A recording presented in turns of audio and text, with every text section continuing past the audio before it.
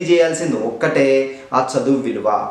చదివే మన జీవితాన్ని మారుస్తుంది. మన దగ్గర వేరే వెపన్ లేదు, మన దగ్గర కోట్లు లక్షలు డబ్బులు లేవు, మన దగ్గర పవర్ లేదు, అధికారం లేదు, మన దగ్గర ఆస్తులు లేవు, ఇవన్నీ లేవు. వీటన్నిటికన్నా ముఖ్యమైనది ఏముంది?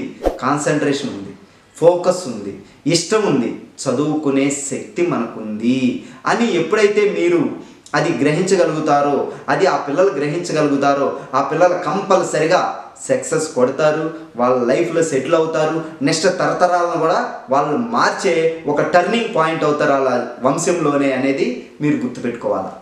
అలా వాళ్ళకి తెలియజేస్తే ఆటోమేటిక్గా వాళ్ళు చదువులో కాన్సన్ట్రేషన్ చేస్తారు. అలా చేసినప్పుడు ఆటోమేటిక్గా వాళ్ళ లైఫ్ సెటిల్ అవుతుంది అన్నమాట.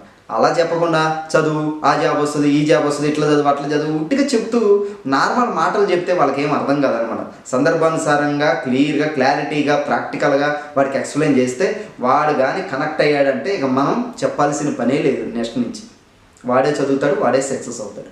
కాబట్టి చదువు విలువ ఈ విధంగా చెప్పడానికి మీరు ట్రై చేయండి. మీ పిల్లల్లో మార్పు రాకపోతే అప్పుడు చూడండి.